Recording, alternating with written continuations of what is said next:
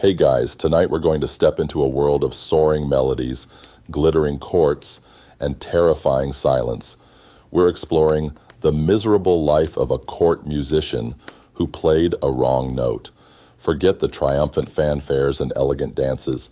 Imagine yourself perched on the precipice of ruin, where a single tiny error could shatter your career, your livelihood, and perhaps even your freedom.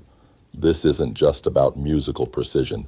It's a chilling dive into the high-stakes, cutthroat world of artistic servitude, where talent was a fleeting shield against a patron's wrath. You might stress over a missed deadline at work, but trust me, you wouldn't last 5 minutes as a medieval court musician after hitting a sour chord. So, before you get comfortable, take a moment to like the video and subscribe, but only if you genuinely enjoy what I do here. Now, I'd love to know where you're listening from and what time it is for you right now. Drop it in the comments. Now, dim the lights. Maybe turn on a fan for that soft background hum, and let's ease into tonight's journey together.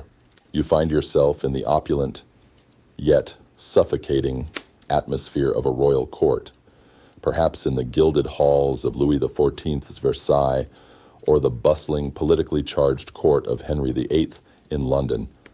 You are a court musician, a master of your instrument, perhaps a lute, a harpsichord, or a viola da gamba. Your talent has brought you here to the very heart of power, surrounded by exquisite silks, dazzling jewels, and the whispered intrigues of nobility. This is the golden cage's gleam, an alluring promise of prestige and security that hides a terrifying, brutal reality beneath its polished surface. From the moment you rise, your life is not your own. Your days are dictated by the whims of your patron, the king or queen, or perhaps a powerful duke or prince. You live in relative comfort, certainly better than the common folk, with a secure room, regular meals, and fine instruments at your disposal. But this comfort comes at a staggering price: absolute servitude. Your purpose is singular: to provide constant, impeccable musical entertainment, to elevate the mood of the court, and to reflect glory upon your patron. Your very existence is a performance. Your mornings might begin with rehearsals, hours spent perfecting intricate pieces composed for royal banquets, grand balls, or solemn religious ceremonies. The music is complex, demanding absolute precision, perfect timing, and seamless harmony with your fellow musicians. The court composer, often a demanding genius, hovers over you, his eyes sharp, his criticisms stinging. Every note must be perfect, every crescendo, every diminuendo executed with flawless artistry. There's no room for error, no allowance for a tired hand or a fleeting moment of distraction. You are always on call. A spontaneous royal request for music at an odd hour, a sudden change in mood requiring a specific tune, or an unexpected visit from a foreign dignitary demanding immediate entertainment. You must be ready, always. Your instrument is your constant companion, your fingers perpetually limber, your mind a vast library of melodies and harmonies, ready to be called upon at any moment. This constant state of readiness, this perpetual performance anxiety, is a draining, relentless pressure. The life of a court musician wasn't just about playing music. It was about navigating a complex social minefield. You were positioned awkwardly between the servants and the nobility, neither truly one nor the other. You were an entertainer, a skilled artisan, but still ultimately a paid employee, dependent entirely on the good graces of your patron. You learned to read subtle cues, to understand unspoken commands, and to make yourself both present and invisible, depending on the situation. Your reputation for discretion was as important as your reputation for musical talent. A unique and often overlooked horror of this life was the intense sensory overload and discomfort during prolonged performances. Imagine playing for hours on end at a royal ball, the oppressive heat of hundreds of bodies, the flickering light of countless candles making it hard to read your sheet music, the deafening chatter of courtiers, the cloying scent of perfumes mixing with unwashed bodies. You are expected to play flawlessly, maintaining your composure and artistry, while battling exhaustion, poor lighting, and a chaotic environment. This was not the quiet, controlled setting of a modern concert hall. It was a sensory assault that few modern musicians could endure. Historians still debate the specific techniques medieval and Renaissance musicians used to maintain focus and stamina during these grueling, multi-hour performances, but it's clear it required immense physical and mental fortitude. You might even find yourself wishing for the simple, honest discomfort of a crowded marketplace, where at least you weren't expected to perform with flawless grace. Your living quarters, while better than the common laborers, were still often cramped and shared. You were rarely afforded true privacy or solitude, even when your soul craved it. The constant proximity to other musicians, their rivalries and ambitions, created a simmering undercurrent of tension.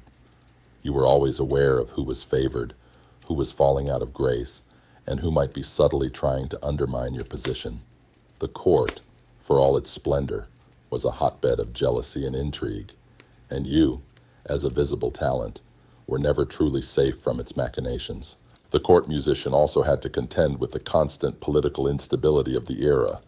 Courts were centers of power, and power was often violently contested. A sudden coup, a change in monarchy, or a devastating war could mean the instant dismissal, imprisonment, or even execution of all who served the fallen regime. Your livelihood, your very life, was tied to the fate of your capricious patron, a terrifying gamble that hung over your head like a suspended sword. Consider the psychological toll of this existence. You are never truly relaxed, never truly off duty.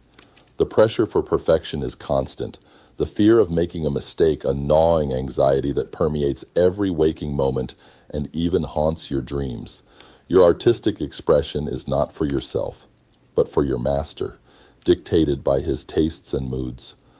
This subjugation of your creative spirit, combined with the constant threat of disfavor, could lead to deep, pervasive stress and a profound sense of powerlessness. Ultimately, the life of a court musician in the Renaissance, despite its outward gleam, was a terrifying dance within a golden cage. It offered fleeting moments of artistic triumph and material comfort, but these were overshadowed by relentless pressure, utter dependence on an unpredictable patron, and the constant threat of ruin. Your talent was your ticket in, but it was also the very thing that bound you to a life of precarious servitude, where one wrong note could lead to unimaginable consequences, stripping away the illusion of security and revealing the true horror of your gilded prison. You've stepped into the gilded cage, dazzled by its initial gleam. But now the true weight of your existence as a court musician begins to press down the tyranny of perfection. Imagine living every moment under intense scrutiny, where your artistry is not a source of joy but a relentless demand for flawless performance. And the smallest deviation from perfection could shatter your fragile security. This isn't just about practicing. It's about a constant, grinding pressure to be impeccable. Always. Your days are a meticulous regimen of practice and performance. You rise with the court, often long before the sun truly warms the castle stones. Your instrument, whether a delicate lute or a robust harpsichord, is your constant companion. Hours are spent in solitary practice, your fingers flying over strings or keys, perfecting scales, arpeggios, and the intricate ornamentation of the latest court dances. You strive for absolute technical mastery, knowing that any hesitation, any misplaced finger, any wavering pitch will be immediately noticed. Rehearsals with the full orchestra or chamber ensemble are even more demanding. The court composer, a formidable figure who holds your fate in his hands, conducts with an eagle eye and an unforgiving ear. He demands absolute unity, seamless transitions, and dynamic contrast that perfectly serves the mood of the royal occasion. Every missed cue, every slight deviation from tempo, every note that is not precisely in tune is met with a sharp glance, a cutting remark, or a public correction that burns with shame. There's no room for artistic interpretation beyond what the composer or patron dictates. Your job is to execute their vision flawlessly. The pressure isn't just from the composer, it's from your fellow musicians. The court music ensemble is a highly competitive environment. Every musician is vying for favor, for better commissions, for higher pay, or simply to avoid disfavor. You are acutely aware of their talents, their aspirations, and their potential to outshine you. This unspoken rivalry creates a simmering tension, where any perceived weakness on your part could be exploited by a jealous peer eager to advance their own position. It's like working in an office where every single mistake is instantly broadcast on a giant screen. Then there's the immediate gratification demanded by your patron. A king or queen, accustomed to absolute power, expects instantaneous results. If they request a specific piece, they expect it to be played perfectly.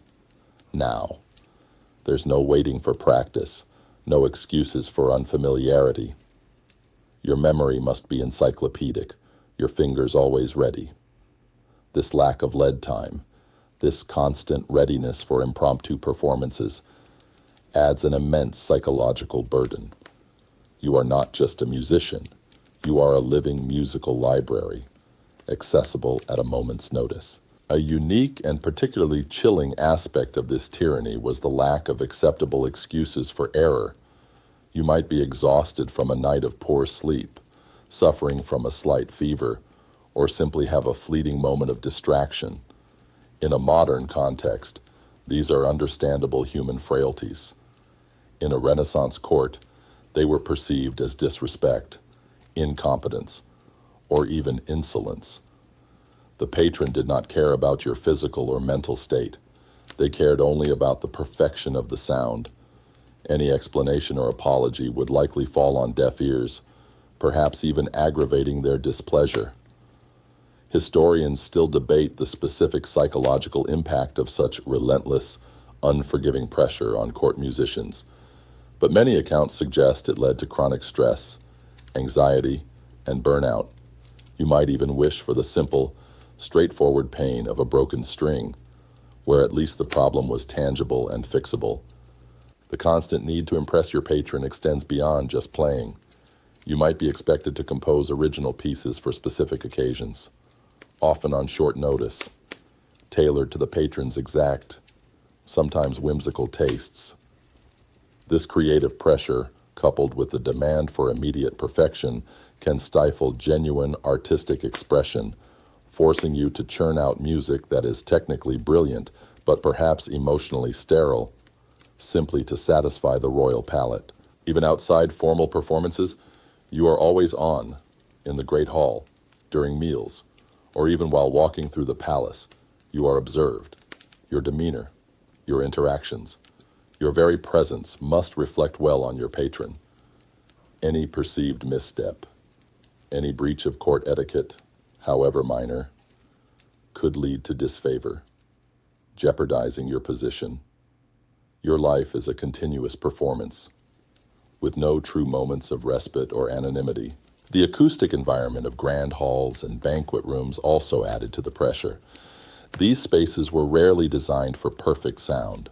Echoes, reverberations, and the sheer volume of human chatter could make it difficult to hear yourself or your fellow musicians. Yet, you were still expected to play flawlessly. You had to learn to compensate for these acoustic challenges, to adjust your playing in real time, an additional layer of technical mastery demanded by your environment. Consider the psychological toll of this unending quest for perfection. Every performance feels like a test, every note a potential pitfall. The fear of failure is a cold knot in your stomach, robbing you of the joy you once found in music, your instrument, once a beloved companion, becomes a demanding taskmaster. You are perpetually on edge, hyper-aware of every sound, every movement, constantly striving for an unattainable ideal. This relentless pressure can chip away at your confidence, leaving you with a profound sense of inadequacy even when your performances are objectively magnificent. Ultimately, the life of a court musician was defined by the tyranny of perfection. It was a brutal existence where talent was honed to an impossibly sharp edge, and every performance was a high-stakes gamble. The relentless demand for flawless execution, the constant scrutiny, and the unforgiving consequences of error created a psychological crucible that shaped not just your musical abilities, but your very soul, leaving you in a state of perpetual anxiety and unyielding pressure, always striving for an unreachable ideal. You felt the crushing weight of perfection, the relentless demand for flawless execution. But the true terror for a court musician comes when that ideal is shattered, when the impossible demand for flawlessness is not met. This is where you face a whisper of disharmony, the immediate, terrifying consequences that ripple through the gilded hall when a single, misplaced note escapes your instrument, shattering the carefully constructed illusion of perfection. The performance is underway. Perhaps it's a grand banquet, the hall filled with the rustle of silks, the clinking of goblets, and the murmur of noble conversation, or a solemn religious service, where every note is meant to elevate the soul. You are playing a complex piece, your fingers flying, your concentration absolute. The music swells, a tapestry of sound woven by your ensemble. Your eyes are fixed on the sheet music, your ears attuned to every instrument around you. Then it happens. A fleeting moment of distraction, a sudden tremor in your hand, a slight miscalculation of pressure on a string or key. A note emerges, not the crisp, clear tone it should be, but a wavering flat or sharp aberration. It's a tiny, almost imperceptible deviation to an untrained ear, perhaps only a single quaver, but to your highly trained ear, and more terrifyingly, to the ears of the composer and your discerning patron, it screams. It's a jarring intrusion, a painful discord in an otherwise perfect harmony. The immediate sensation is a cold, sickening lurch in your stomach. Your heart pounds, a frantic drumbeat against your ribs. You try to correct it, to blend back into the flawless stream of music, but the damage is done. The note hangs in the air, a phantom sound, an echo of your failure. You steal a quick glance at the composer, his face a mask of subtle displeasure, his eyes narrowed, or perhaps worse, his gaze is fixed not on you, but on the score, a silent, damning indictment. The terrifying consequence is the instantaneous shift in atmosphere, even if imperceptible to most. For the musicians, the rhythm might falter for a split second, a collective intake of breath. For the composer, a subtle tightening of the jaw. For the patron, a flicker of irritation in their eyes, a barely noticeable shift in their posture. This isn't a modern concert, where a slight error might be met with polite applause or an empathetic sigh. This is a court, where a musician's perceived competence is inextricably linked to the patron's image of perfection. A wrong note reflects poorly not just on you, but on the ruler who employs you. It suggests imperfection, a lack of absolute control, and that is unacceptable in a world obsessed with divine right and absolute power. A unique and particularly insidious aspect of this immediate consequence was the subtle yet palpable shift in your fellow musicians' demeanor.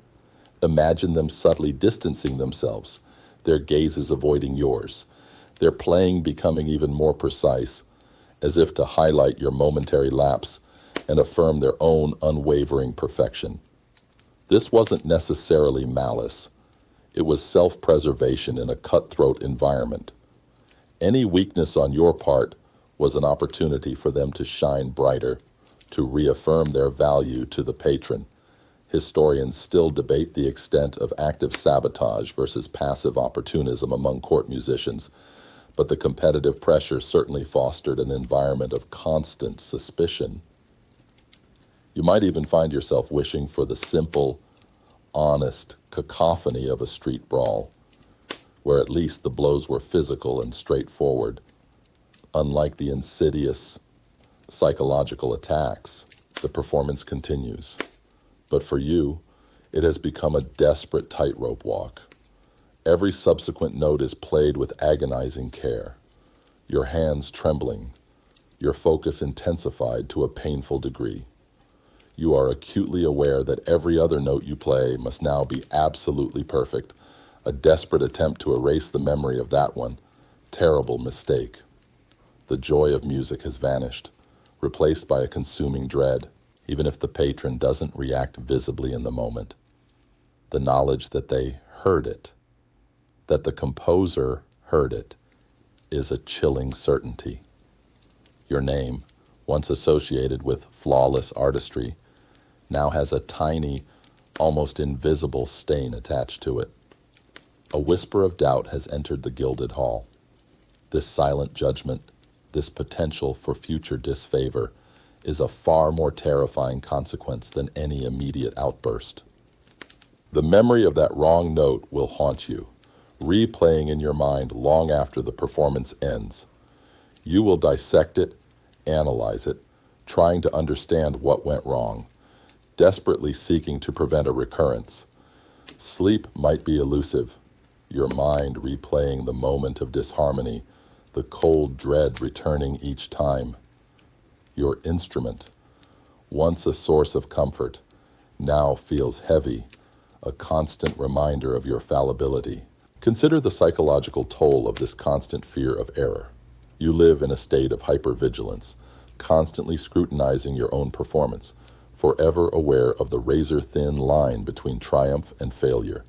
This relentless self-scrutiny can lead to profound anxiety, burnout, and a loss of the very passion that brought you to the court in the first place. Your artistry becomes a burden, your talent a source of perpetual torment rather than joy. You are a human instrument, and like any instrument, a flaw is unacceptable. Ultimately, the immediate consequence of a whisper of disharmony for a court musician was not just a musical error, it was a profound personal catastrophe.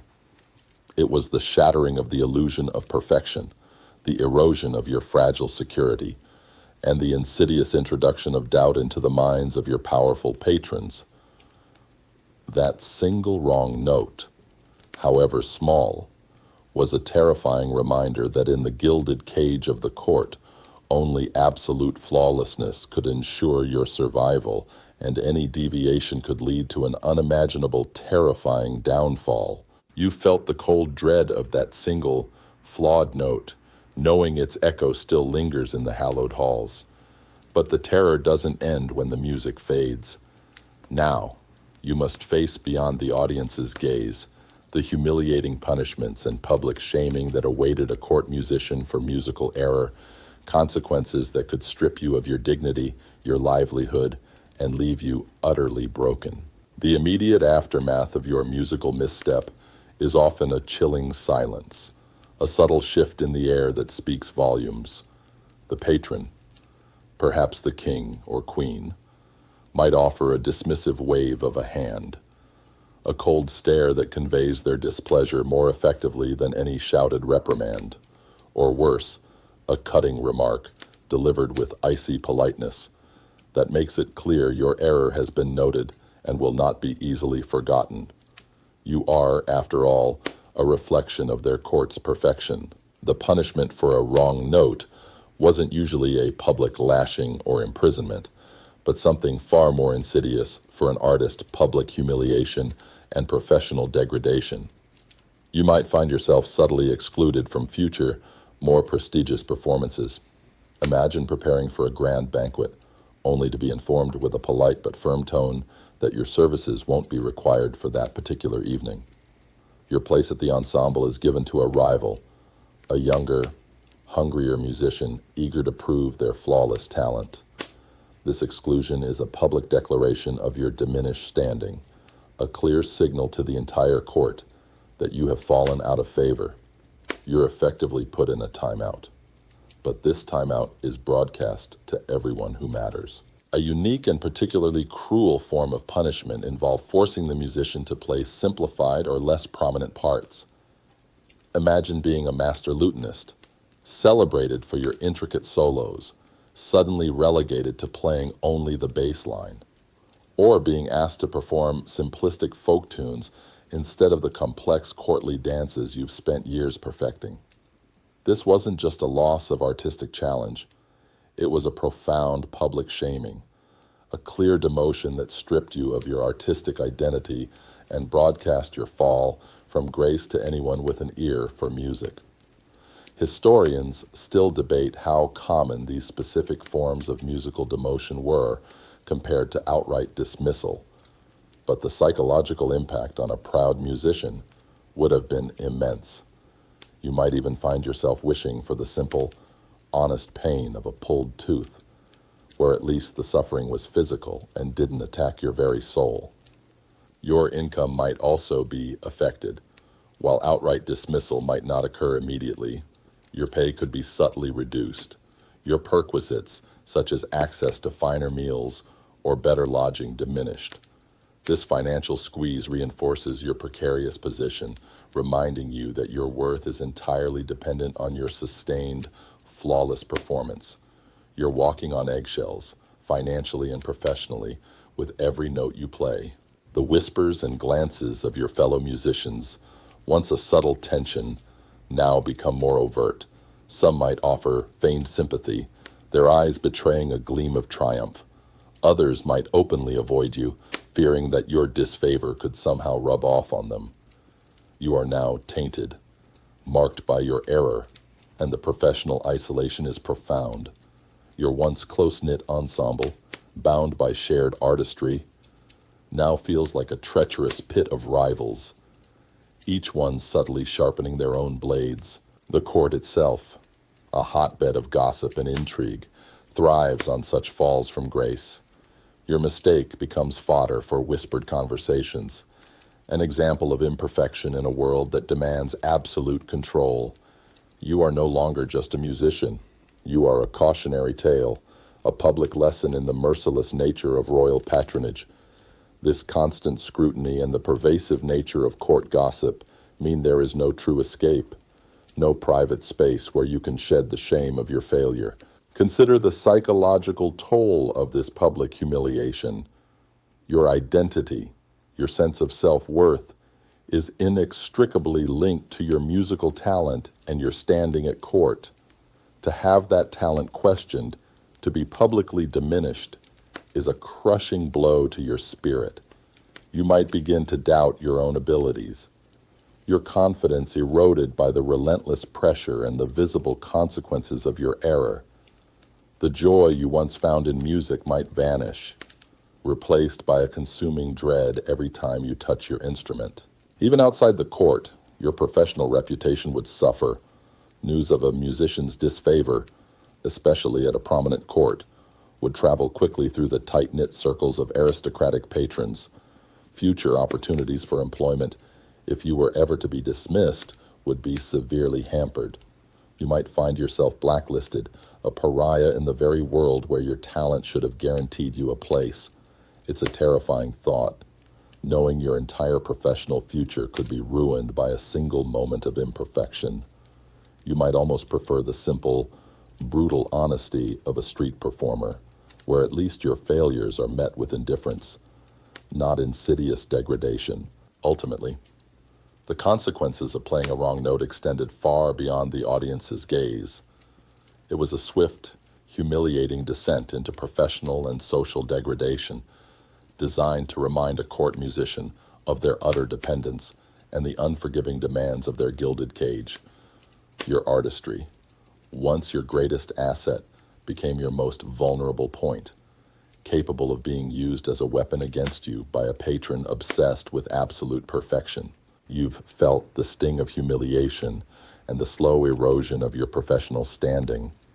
But even more terrifying than a demanding composer or a critical audience is the ultimate arbiter of your fate, the patron's fickle heart.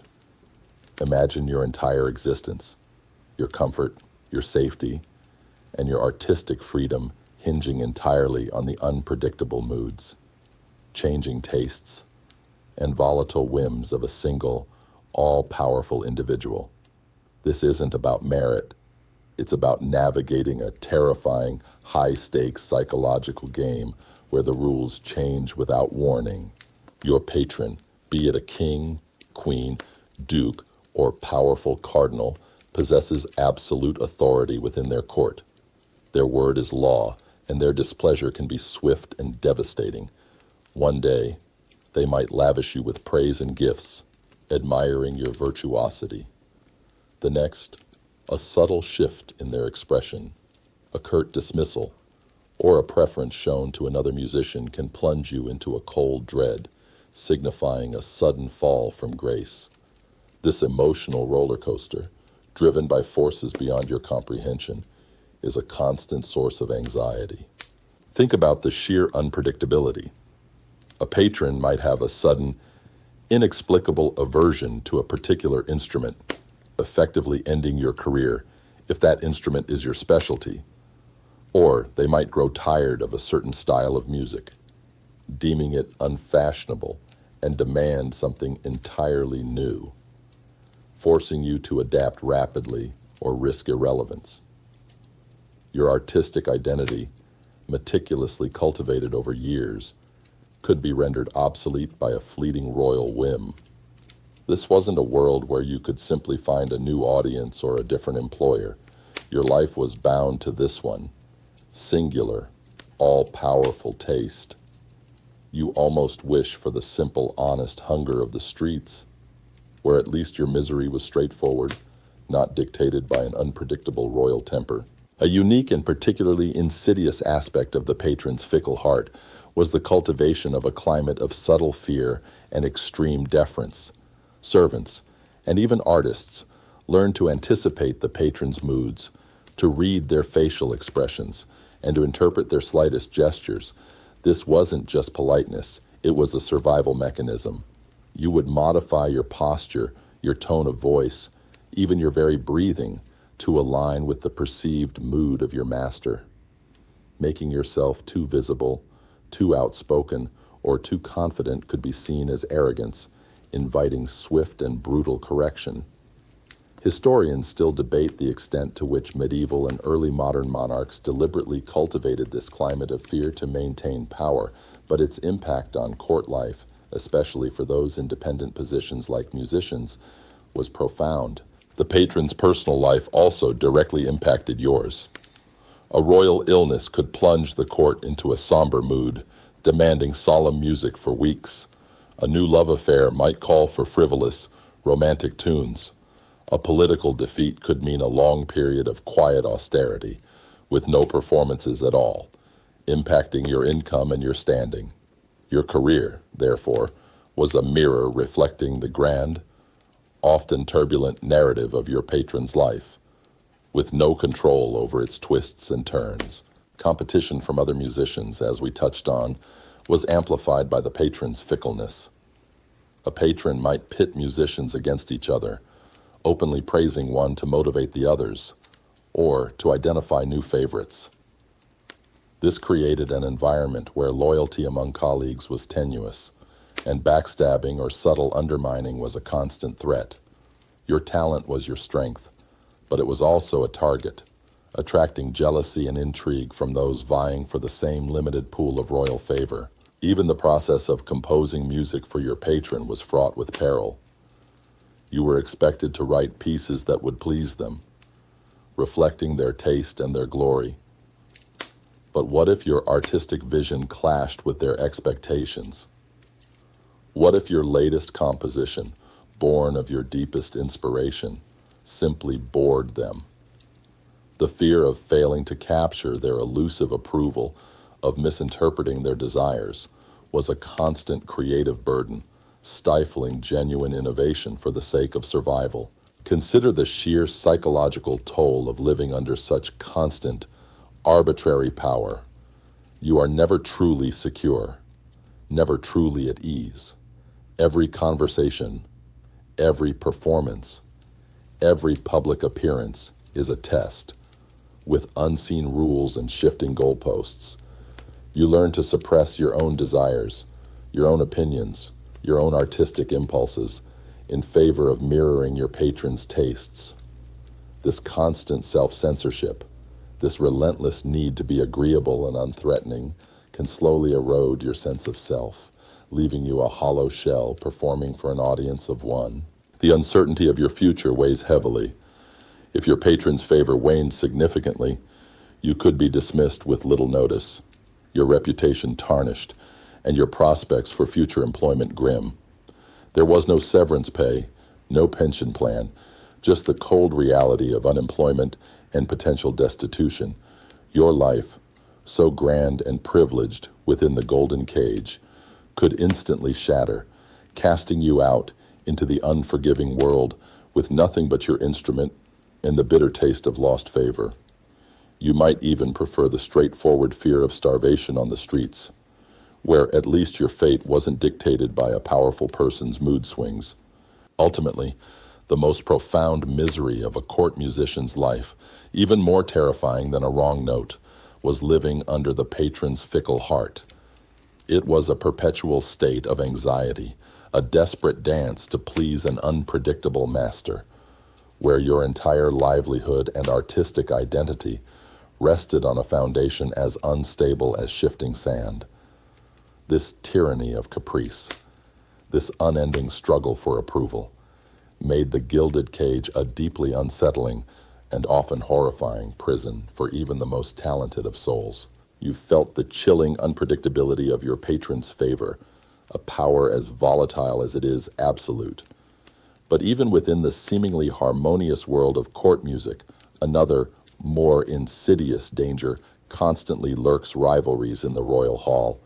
Imagine navigating a cutthroat environment where your fellow musicians, ostensibly your colleagues, are also your fiercest competitors, ready to exploit any weakness, spread any rumor, and subtly undermine your position in their own desperate scramble for royal favor. From the moment you arrive at court, you sense the subtle tension. The musical ensemble, while performing as a cohesive unit, is a collection of ambitious individuals. Each musician possesses a unique talent, a particular specialty, and a burning desire to ascend the ranks, or at least to secure their precarious position. You quickly learn that while you play together, you are fundamentally alone in your struggle. The competition is rarely overt. Open conflict or direct insults are rarely tolerated in a refined court. Instead, the rivalries manifest in subtle, insidious ways. A musician might accidentally leave a difficult score on your stand just before a performance, hoping to trip you up. Or they might subtly spread rumors about your tardiness, your drinking habits, or your past errors to the ear of a lesser courtier, knowing it will eventually reach your patron. The whispers are as sharp as any blade, slicing through your reputation with chilling efficiency. A unique and particularly cruel aspect of these rivalries was the deliberate sabotage of instruments or sheet music. Imagine finding your lute string subtly frayed just before a performance, or a crucial page of your sheet music mysteriously missing from your stand. While direct proof might be impossible, the chilling suspicion that a jealous colleague was responsible would weigh heavily on your mind, adding a layer of paranoia to your already stressful existence. Historians still debate the prevalence of such direct sabotage versus more subtle forms of undermining among court musicians. But the competitive environment certainly fostered such fears. You might even find yourself wishing for the straightforward peril of a wild beast, where at least the threat was clear and visible, unlike the hidden claws of human envy. Your performances become not just a display of your artistry, but a constant comparison. When another musician excels, their triumph feels like a personal defeat for you. When you shine, You know it simultaneously creates resentment in others. You are constantly measuring yourself against them, and them against you, in a relentless, silent contest for superiority. This constant evaluation, both internal and external, drains your spirit and makes true collaboration a fragile illusion. The composer, often overworked and under pressure himself, might inadvertently fuel these rivalries. He might openly praise one musician over another, or assign more prominent parts to a new favorite, further exacerbating the tensions within the ensemble. You learn to interpret his every glance, every subtle nod, for clues about your standing and the shifting dynamics within the group. The patron, in their ultimate authority, often remained oblivious or perhaps even encouraged these rivalries, viewing them as a way to ensure the highest quality of performance through competition. They might occasionally ask for one musician to perform a solo against another, or commission pieces that highlight individual talents, unknowingly or knowingly fanning the flames of jealousy. Their very presence and their desire for perfect entertainment became the prize for which you and your rivals desperately fought. Consider the psychological toll of this constant vigilance. You are never truly at ease among your peers. Every polite smile hides a potential trap, every friendly gesture a possible motive for manipulation. This pervasive distrust erodes any sense of camaraderie, leaving you isolated in your own struggle.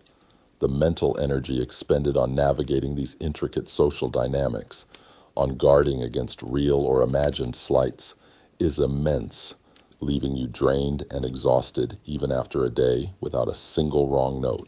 The social gatherings of the court, ostensibly for pleasure, become another arena for these rivalries. You might hear subtle slurs about a rival's provincial upbringing, or a thinly veiled criticism of their playing style, delivered with a smile. You learn to deflect, to ignore, or to parry these verbal attacks, lest they gain traction and undermine your own standing. Your wit and social agility become as important as your musical skill, crucial tools for survival in this treacherous environment.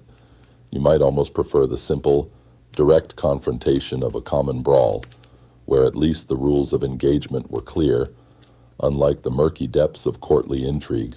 Ultimately, navigating rivalries in the royal hall was a horrifying, constant challenge for a court musician. It transformed the pursuit of art into a cutthroat game of survival, where your colleagues were often your most dangerous adversaries.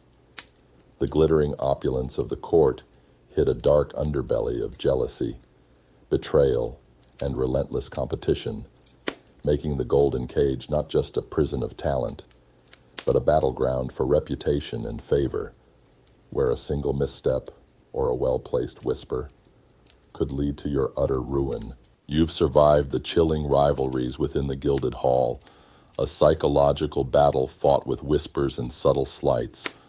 But even more terrifying than a jealous colleague or a fickle patron was a silent, invisible enemy that lurked in every corner of the court disease's silent score.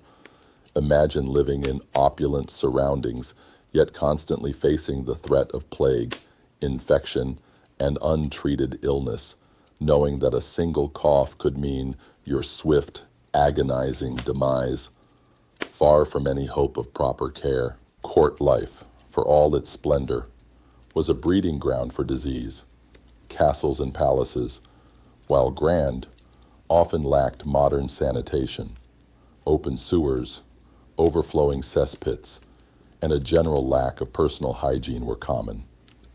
The air in crowded banquet halls and tightly packed living quarters was thick with stale breath. The scent of unwashed bodies despite the perfumes and the invisible particles of illness. For a court musician, constantly performing in these environments, surrounded by hundreds of people, the threat of contagion was ever present. The most terrifying of these, of course, was plague. Recurrent outbreaks of bubonic and pneumonic plague swept through Europe for centuries, decimating populations indiscriminately. Imagine a sudden fever, agonizing swellings, buboes in your armpits or groin, or a hacking cough that quickly turns to bloody phlegm. The court, once bustling, would fall silent, its members fleeing in panic. You, a musician, a mere servant, would likely be among the first to be abandoned, left to suffer alone in your quarters, with no escape and no hope. The fear of waking up with those telltale signs was a constant, chilling dread. Beyond the great plagues, a myriad of other deadly diseases ran rampant. Tuberculosis, a slow, wasting illness characterized by a persistent cough and gradual decline, was common in damp, poorly ventilated living spaces. Typhus, spread by lice and fleas, could sweep through a crowded court, bringing high fevers and delirium. Smallpox, measles, and influenza were also constant threats, each capable of incapacitating or killing, especially a body weakened by stress and the rigorous demands of performance. A unique and particularly cruel aspect of disease for court musicians was the paradox of their proximity to power. While they lived in grand palaces and served royalty, they often lacked the immediate, high-quality medical care afforded to the nobles themselves. You might be near the king's physician, but his services would be reserved for the elite. For you, a talented but ultimately expendable servant, medical attention might consist of crude herbal remedies, bloodletting by a barber surgeon, or simply being left to rest, which often meant being left to die. Historians still debate the specific access to medical care for different social strata within medieval and early modern courts, but the hierarchy of treatment was certainly pronounced. You might even find yourself wishing for the relatively straightforward pain of a broken lute string, where at least the repair was tangible, unlike the insidious grip of an unseen illness. The demands of performance also exacerbated the risk. Even when feeling unwell, you would be expected to play. Imagine battling a fever, a racking cough, or aching limbs, yet being forced to perform for hours on end, exerting yourself physically and mentally. This suppression of illness, this constant pushing through pain, would weaken your body further, making you even more susceptible to severe complications or a quicker demise. There was no sick leave, no understanding for an artist who simply didn't feel well. Your patron demanded music, and you delivered, even if it cost you your health or your life. The court itself, while a source of livelihood, also acted as a vector for disease. Constant travel with the royal retinue meant exposure to different populations and new pathogens. Large gatherings for banquets, balls, and ceremonies created ideal conditions for the rapid spread of airborne illnesses. You were essentially living in a high-risk environment with no effective means of prevention or cure. Consider the profound psychological burden of this constant threat. Every sneeze from a fellow courtier, every pallid face, every whisper of illness sends a jolt of terror through you.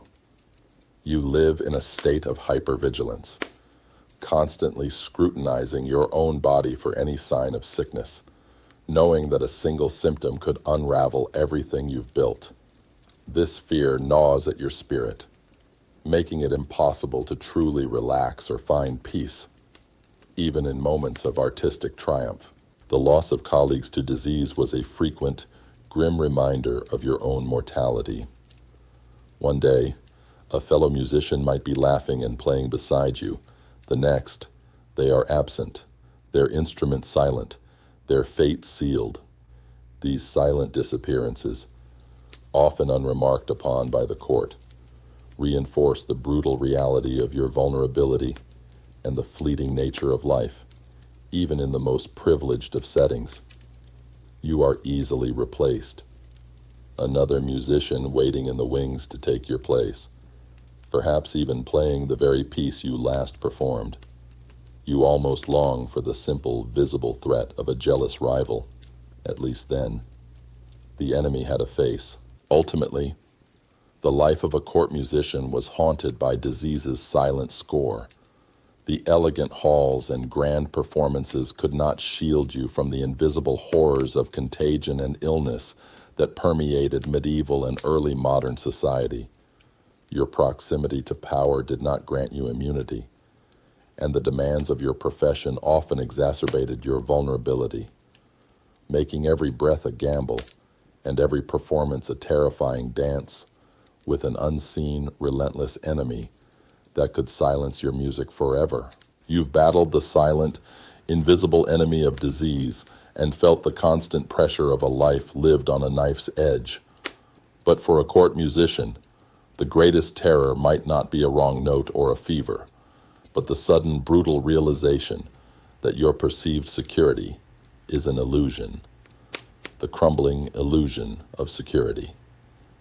Imagine having your status, your livelihood, and even your freedom snatched away in an instant, simply because a powerful patron's favor turned or political winds shifted, leaving you utterly adrift. Your life at court, however precarious, offered a degree of material comfort and safety that most common people could only dream of. You had a roof over your head, regular meals, fine clothes at least for performances, and the prestige of serving royalty. This created a powerful illusion of stability, a golden bubble separating you from the harsh realities of the outside world. But this bubble was incredibly fragile, sustained entirely by the whim of your patron and the ever-shifting currents of court politics. The most terrifying way this illusion crumbled was through sudden dismissal. One day, you are playing for a grand banquet, lauded for your talent. The next, a curt message from a chamberlain, a cold glance from your patron, or simply a lack of inclusion in the next day's schedule signals your immediate removal. There's no notice, no explanation, no severance pay. You are simply cast out, often with only the clothes on your back and your instrument, your comfortable room, your guaranteed meals, your entire social standing vanish in a heartbeat. The world you thought was stable suddenly becomes a vast, hostile unknown. You might even find yourself wishing for the familiar, predictable fear of playing a difficult passage, where at least the challenge was musical, not existential. This dismissal wasn't just about losing a job. It was about losing your entire identity. You were a court musician. Your talent was your worth, your court affiliation, your status. Once severed from the court, you become a nobody, a vagrant with a lute, or a harpsichordist without a harpsichord. Your reputation, once impeccable within the court's confines, could be tarnished by the very act of dismissal, making it incredibly difficult to find new employment in a similar capacity. Who would hire a musician discarded by a great lord? A unique and particularly cruel aspect of this loss of security was the confiscation of your instruments or properties associated with your court service. Imagine your cherished lute, custom-made and exquisitely crafted, being deemed the property of the court upon your dismissal, or your small, well-furnished room suddenly emptied of your belongings. While some patrons might allow you to take your personal instrument, others might claim it as recompense for perceived disfavor, or simply to emphasize your utter dependence. This stripping away of your tools, your very means of livelihood, was a profound act of professional castration, leaving you utterly helpless. Historians still debate the specific legal rights of court musicians regarding their instruments and personal property upon dismissal, but their vulnerable position often left them at the mercy of their patrons' whims. The loss of patron favor could also lead to a more gradual, but equally agonizing, crumbling of security. You might find your performance opportunities diminishing, your access to court events restricted, or your colleagues subtly distancing themselves. Your income might be cut, forcing you to sell personal possessions to survive. This slow decline, this agonizing slide into irrelevance, could be even more psychologically damaging than a sudden, decisive cut. As it prolonged the uncertainty and despair, you are forced to watch your world shrink, piece by agonizing piece. Political upheaval was another terrifying catalyst for this crumbling illusion. A change in monarchy, a successful rebellion, or even the death of a patron without a clear successor could plunge the entire court into chaos. Musicians, as servants of the old regime, might be deemed untrustworthy, spies, or simply expendable. Imprisonment, torture, or even execution could be the terrifying fate of those caught on the wrong side of a political shift. Your artistic talent offered no protection against the brutal realities of power. Consider the sheer helplessness. You have no union, no legal recourse, no advocate. Your entire existence rests on the unpredictable goodwill of a single individual. This fundamental lack of control, this constant vulnerability, is a profound psychological burden. You might have been famous, admired, and seemingly secure, but that security was always an illusion, a privilege that could be revoked at any moment, without warning or justification. The fear of this arbitrary power, of being reduced to nothing, is a constant, gnawing anxiety that infiltrates every aspect of your life. You might almost prefer the clear danger of a plague, where at least the enemy was a natural force, not the unpredictable malice of a human being. The contrast between your former life and your sudden destitution would be stark and brutal.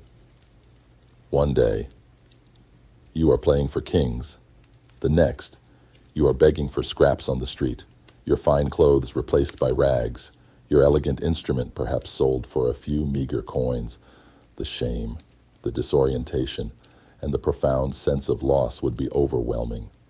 The golden cage, once a symbol of privilege, transforms into a cruel joke, its gleaming bars now mocking your utter powerlessness. Ultimately, the crumbling illusion of security was the most devastating horror for a court musician. It was the terrifying realization that for all the apparent comfort and prestige, their lives were built on a foundation of shifting sand, entirely at the mercy of an unpredictable patron or the brutal tides of political change. The abrupt or gradual loss of status, livelihood, and even freedom was a constant, gnawing fear, making the gilded cage a far more precarious and horrifying prison than any physical dungeon. You've witnessed the terrifying disintegration of your perceived security, the abrupt end of your gilded life. But what happens after the golden cage shatters? This chapter delves into the profound and lasting impact of such a fall echoes of a muted tune. Imagine the psychological scars, the gnawing regret, and the spectral presence of past glories that haunt a former court musician long after the final devastating wrong note has been played. The initial shock of dismissal or disfavor gives way to a crushing reality. You are no longer the king's lutenist or the duke's harpsichordist. You are simply a man, perhaps with an instrument, but without a patron, without a purpose, and often without a clear path forward. The court, once the center of your universe, now feels like a distant, glittering memory, its melodies replaced by the harsh cacophony of the common world. The most immediate psychological scar is the profound sense of loss of identity. Your entire self-worth was intricately woven into your role as a court musician, your talent validated by royal appreciation. Stripped of this, you might feel hollow, a performance without an audience. The silence that follows the constant demand for music is deafening, a vacuum where your purpose once resided. This can lead to a deep depression, a lingering despair that saps your will to even touch your instrument again. Then there's the gnawing regret.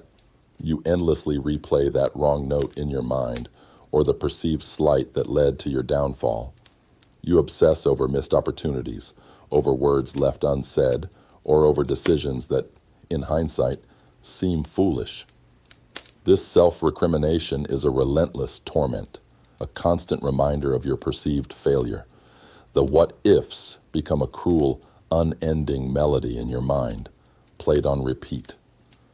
You might even find yourself wishing for the simple, straightforward pain of a broken bone, where at least the cause was clear, and the healing, however slow, had a tangible end. A unique and particularly insidious echo is the phantom limb sensation of court life, even after you're gone.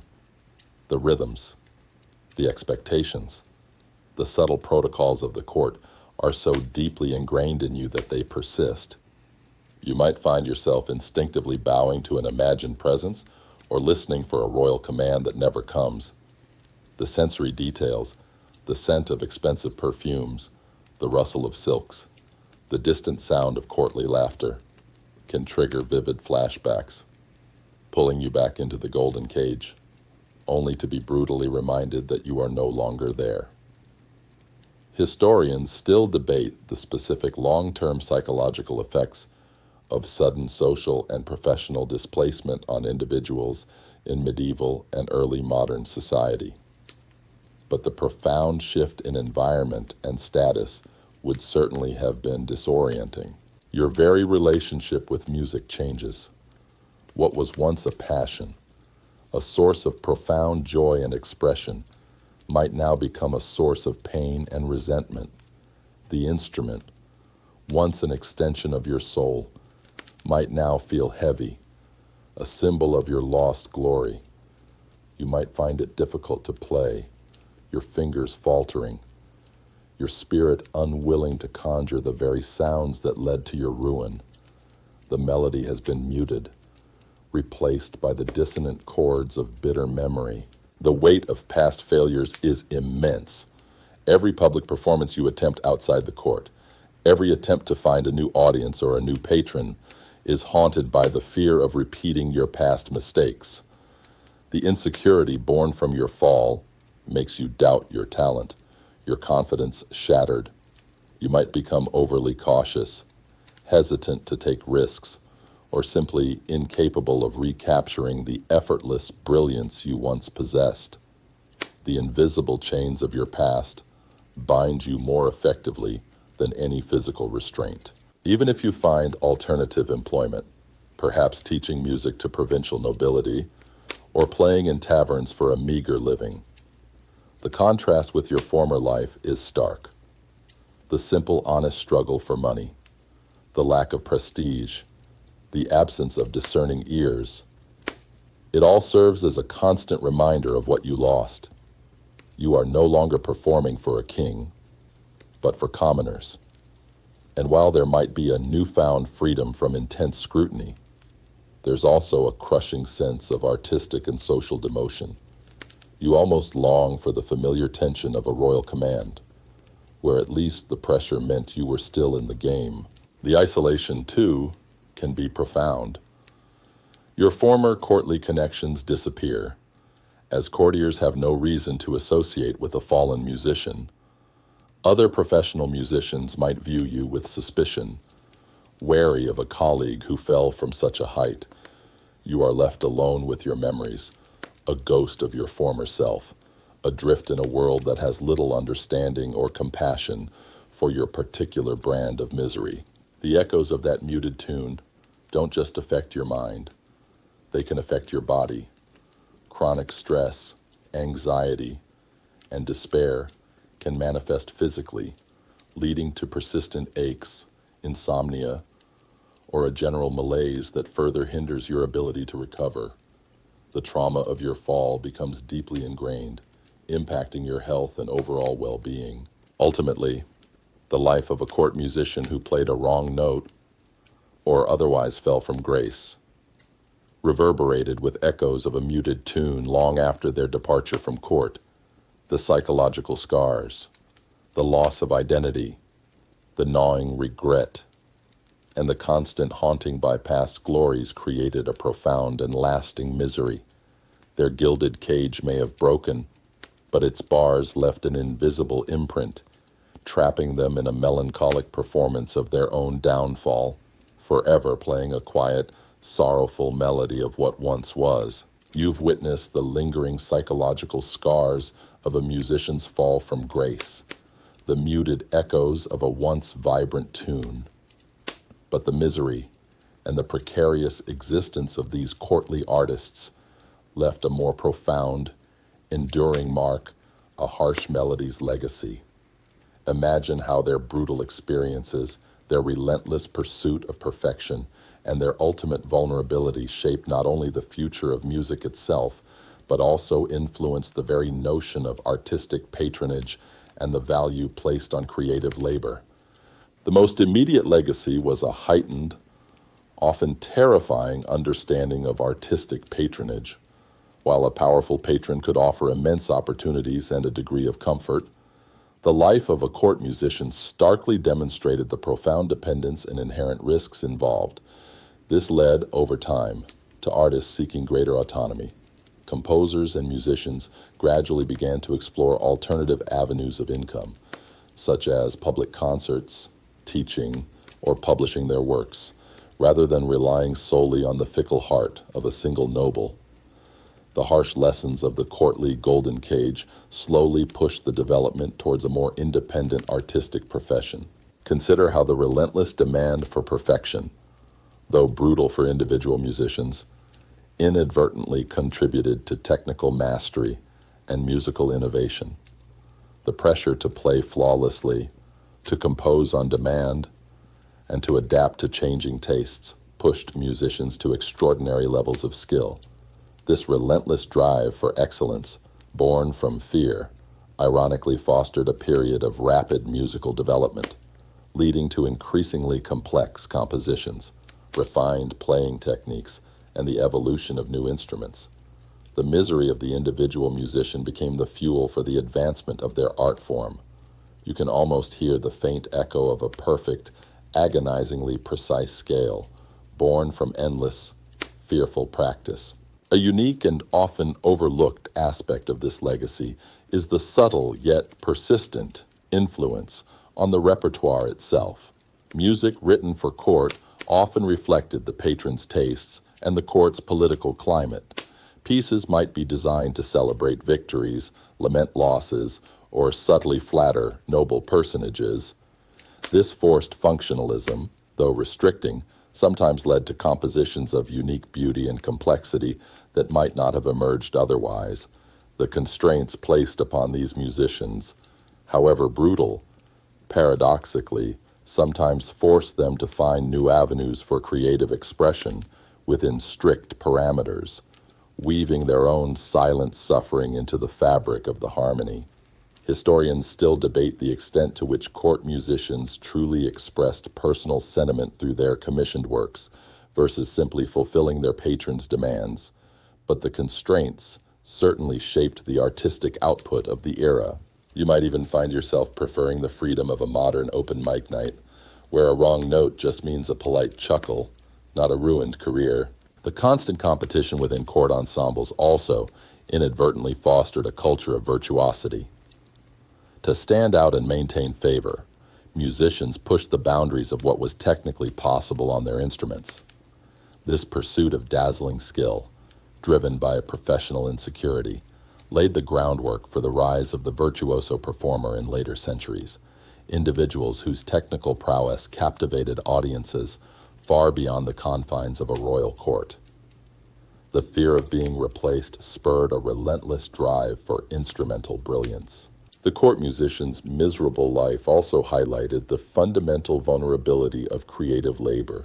In a world where intellectual property rights were nascent and artists lacked collective bargaining power, their talent was essentially a commodity to be bought and sold, with little inherent protection. This stark reality, experienced firsthand by generations of court musicians, gradually spurred later movements advocating for artists' rights, fair compensation, and greater recognition of their unique contributions to society. The quiet indignity suffered by many became a distant call for justice. Consider the enduring human fascination with the lives of artists, particularly those who struggled for their art. The tales, however tragic, of these court musicians contributed to a broader cultural narrative about the artist as a sensitive, often suffering genius at the mercy of external forces. This archetype, though romanticized, draws its roots from the very real and often terrible experiences of individuals within the gilded cages of power. Ultimately, the seemingly individual miseries of court musicians who played a wrong note or fell from favor resonated far beyond their personal lives. Their story is a harsh melody's legacy, a testament to the brutal realities of artistic life under absolute patronage, yet also a crucial chapter in the long, often painful, evolution of music and the standing of artists in society. Their silent struggles, their forced perfection, and their precarious existence laid the dissonant groundwork for the more harmonious, independent artistic world we recognize today. As the final notes of this story fade, let the echoes of their struggle remind us of the immense human cost behind the beautiful melodies of history. Now, as the melody of the story fades, let your mind drift to golden halls and glittering stages. Feel the peace of the night slowly envelop you, bringing with it the stillness of the long journey. Let the images of wrong notes and lingering worries gently fade from your mind. No more pressure or stressful music, just the calm of the darkness and the invitation of deep sleep. Release all tension. Allow your body to rest. The worries of the day are gone, giving way to peace. You have listened to a story of creativity and resilience from another era. Now it is time to let those lessons gently drift into your dreams, blending with the gentle sounds of the night. Let yourself drift away, sinking into a deep sleep, where beautiful dreams await. Good night.